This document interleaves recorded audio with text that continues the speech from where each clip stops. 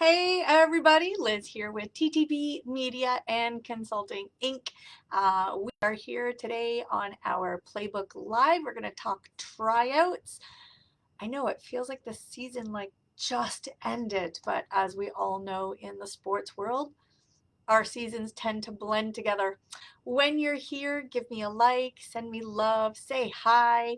If you're watching this later on, as always, just type in hashtag replay. Anytime during this live or afterwards, if you have questions, if you want to share how you guys do things at tryouts, we would love, love, love to hear about them. So feel free to pop those in the comment section. Let's talk weather real quick because I tend to do that every month, right? So weather for us yesterday, 20 Celsius, 22 Celsius, tornado warnings. Go figure. We don't get those very much in our area. Today, 4 Celsius. Welcome to Canada. Yeah.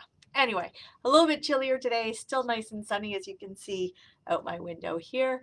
But yeah, so what's it like in your area? Are you guys all done your season yet? We just finished our last event. We had our year-end showcase Wings Up on Saturday, and then we have Pegasus Prom in 2 days. That's our year-end banquet.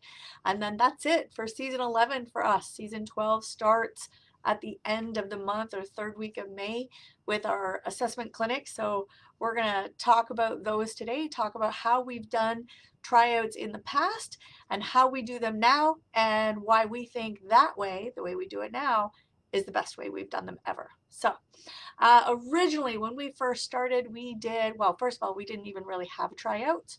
Obviously, being a smaller gym, it was kind of, you made teams with the ages you had. But once our gym started to grow and we started to get different ages and different skills and such, then we thought, well, we kind of need tryouts.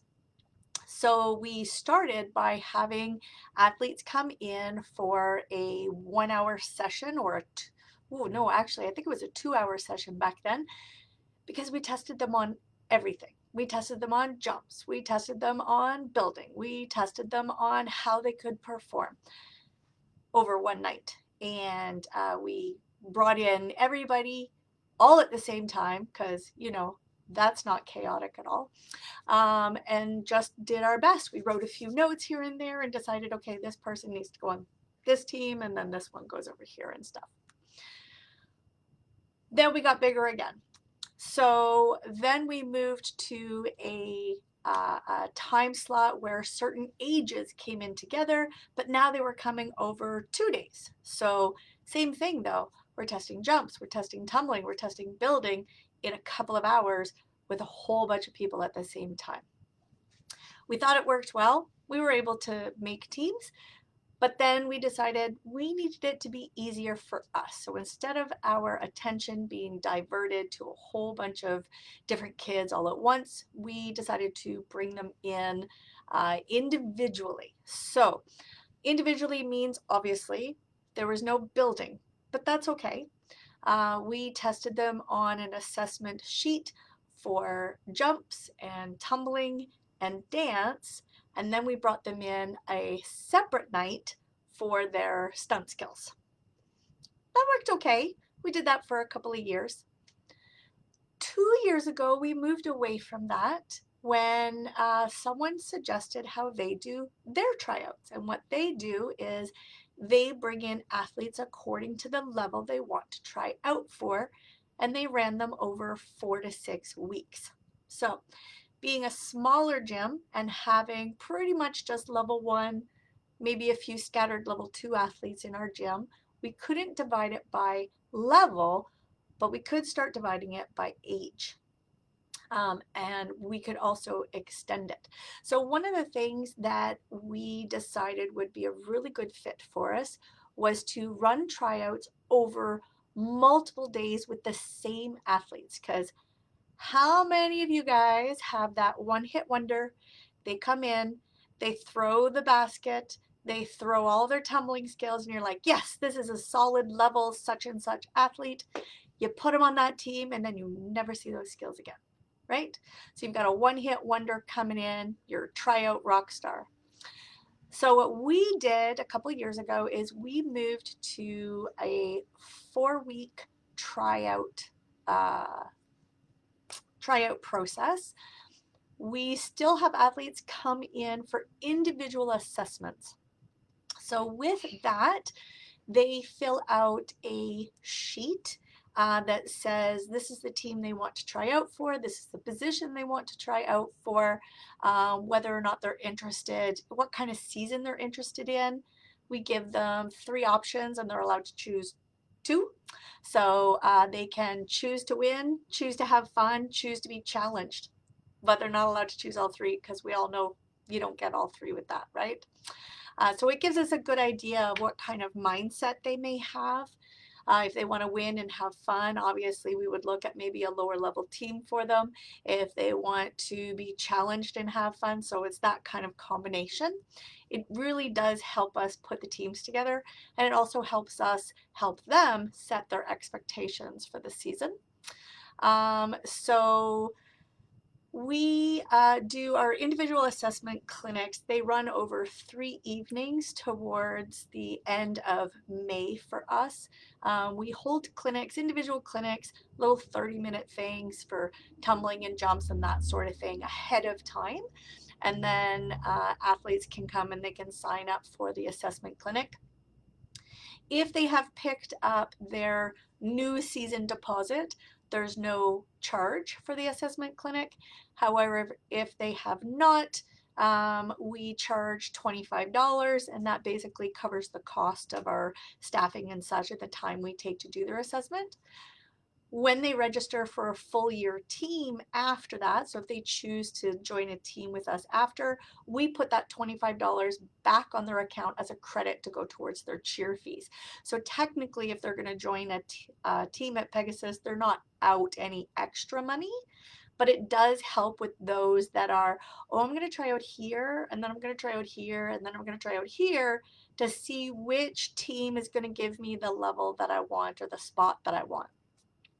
Ever since we started charging for that assessment clinic, it really brought down that number of, I call them tire kickers, the ones that just like come and try something and then you never hear from them again. So they register for that and then they come in. It's a 1-hour time slot that puts them through the process of filling out the paperwork, or the paper, sorry, not the paper. The parent fills out the paperwork while the athlete comes downstairs. They do warm up and then they go through stations. So one of the stations would be jump station, one of the stations would be tumbling, and then one of the stations is flexibility. We have also done a dance station before, but we find that it eats up a lot of time.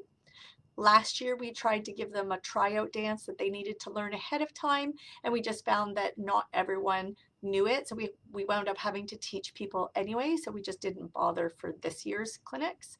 So they rotate through the different stations. We have a different coach in each station. So we have one coach who works only with the tumbling portion of the assessment sheet, and then that sheet follows the athlete around the gym. Obviously, they don't see that sheet until like way later on, but in the meantime, the coaches just kind of pass the sheet amongst each other. And then while that's happening, the parents are upstairs. They can ask our admin staff questions. They can register for any other programs we have in the gym. They also, if they've already picked up their deposit, they will also pay for their June training, which I'll talk about in just a quick moment. If they have not picked up their team deposit and they have decided, yes, they want to join a team, that's the time where they would pay their team deposit and pay for the June training. And if they just haven't decided whether or not they want to join a team, we just make sure that we are able to answer all of their questions, take some follow-up information from them, and then we'll check back in with them in a couple of weeks. Well, actually in about 1 week, because we will follow up with them before their June training. Okay. The other thing that these athletes do is we make sure that they do their warm-up and they do their stretching and such ahead of time, so that when they go to the different coach stations, then they're all set and ready to go, and they can show their highest levels first. and then work their way back down. So if somebody says, I have a round off back handspring back tuck, we're like, great, we're going to start with that. So one thing we do not allow is for them to warm up their tumbling. We want them to warm up their bodies and stretch, but if they can't throw a tumbling skill without warming it up, then it's not mastered enough to be able to put it into competition. That's kind of how we think of it, right? Okay, moving on to June training. So those athletes that want to be on a team at Pegasus will then go into a 4-week training period that runs for the month of June. So we did this for a couple of reasons. One, 4 weeks, either once or twice a week, depending on what team they're going for, really gives you a good idea of who can handle a bit of pressure, who can handle changes. It gives you the option of moving athletes around into different stunt groups to try different skills without the pressure of only having a couple of hours to do it. It also allows us to build on what they're learning. So it gives us an idea of who can learn quickly. Those athletes that have a bit more experience, we can start them a little higher and try and push, a little higher stunts and stuff. So it just gives more time for us to fully assess their building skills. At this point, we don't do jumps, we don't do tumbling. We may or may not do dance depending on how the weeks are going, but for the most part, these 4 weeks are strictly for the building skills. So they register for June training. This is a separate fee from their team fees because they will get their team placement at the end of June. So the June training is a specific fee. If they are only going for a novice team, which is once a week in our gym, then they pay fees for a once a week June training. If they are trying out, however, for prep or elite, they are expected to come to 2 nights a week for June training, so they pay a little bit more. Okay, so it's conditional upon what team they're going for. Each week is divided. We have lesson plans for each one. The first night we set stunt groups according to age and body mechanics, whether it's flexibility, height, all that kind of stuff. We set our stunt groups our very first night. If we find that an athlete within that group just truly is not the right fit, then we move them to another group. Usually we know by the end of the second one who's going to be fitting where, and then we just work the skills from that so that we can then start setting the ages and the divisions during that 4 weeks. Gives us a good idea of how our teams are going to flesh out, that sort of thing. So like I mentioned, so each night has a lesson plan. We bring in all of the athletes on one night, and then we bring in our tryout athletes on a second night. We coincide ages a little bit. They may overlap by an hour, or they may run at the same time. So it does require quite a few staff members, but it allows you the most flexibility to move athletes within stunt groups. An 8-year-old can be on a U8 or a U12. Bringing in those 2 age groups allows you to move that 8-year-old around and find out which one's going to be a better fit, right? Same with your 10-year-olds, or sorry, not your 10-year-olds, same with your 12-year-olds. They could be U12 or they could be U16. So it just kind of gives you that flexibility to truly find the best team for that athlete, but also the best teams built out for your gym. Okay. So each lesson plan builds on the previous lesson plan. We do divide them between novice and prep and elite lesson plans so that our prep and elite kids, other than the first night where we're running through the basics, it allows them the opportunity to just like continuously increase the skills and show us what they have, the best of what they have in that moment. By the end of the second week, we usually know who's going to fall where. We do have conversations with both the athletes and the parents if they're asking, how's my child doing? What do you think? So we do have those conversations by the end of the second week. And the reason why we do that is because we want to give the athlete the opportunity to show more if they have more. So for example, if we have someone who's trying out for the elite stream and they're not showing that performance, or they're not showing the tightness of being a flyer or something like that, it gives them the opportunity to come back during week 3 and try again. Having that information in their back pocket is like, oh, okay, well, they said I'm not tight enough in my baskets. So instead of just letting it go for 4 weeks and they think, oh, I'm doing a great job, when really their limbs are flailing all over the place, by week 2, you can be like, okay, so if you really want to fly on the level 2 team, I need you to tighten up your baskets. This is how you do it. This is what it looks like. This is what I expect in order for you to be able to be considered for this team. Still not a guarantee to be placed on the team, but at least a consideration. So it gives them 2 more weeks to really work on those skills and show you, 1, that they can learn and pick things up, and 2, that they're serious about actually wanting to be on that team. So just kind of gives you, it gives them a great way to get feedback, to apply corrections, and it still gives them time to show you what they've got, right? At the end of the 4 weeks, we do a team reveal. So last year we did a team reveal party where they all came in. They all got practice bows with a matching color ribbon attached to it. So they had to find all the ribbons that were the same color, and that's how they found their group.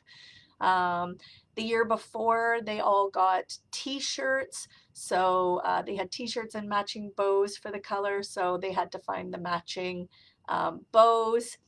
What else have we done? One year we sent out handwritten cards and we mailed them. That was probably the most fun. Handwriting the cards was not fun, but the anticipation for the athletes, because they had to wait for snail mail, was hilarious on social media. They were just dying. They're like, oh my gosh, I can't wait. Parents were like recording the reaction when the child opened their mail. So that was fun.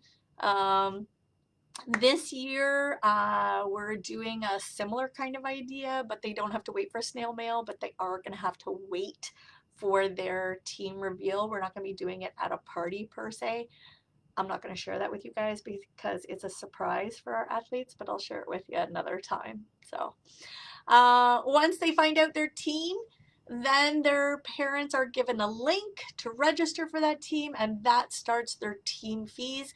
Team practices start in July right away, so they're paying July tuition. They've already paid June, so you got a little bit of money coming in there.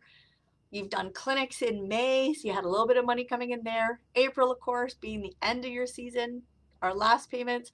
So July sets off your new season's payments, and you got regular monthly income coming in. All right, that's what I have for you for tryouts. I would love to hear how you guys run yours. If you love the ideas, or you've got some tweaking ideas, or you're just like, hey, this is really cool, can you tell me more? This is how we do it. Anything like that, drop it in the comments. We'd love to hear it, okay? I hope you guys had an amazing season this year. If you're not quite done yet, because I know there were a couple of competitions this past weekend, if you're not done yet, or if you still have another 1 or 2, good luck. Enjoy your year-end parties, and we'll see you guys around. Bye.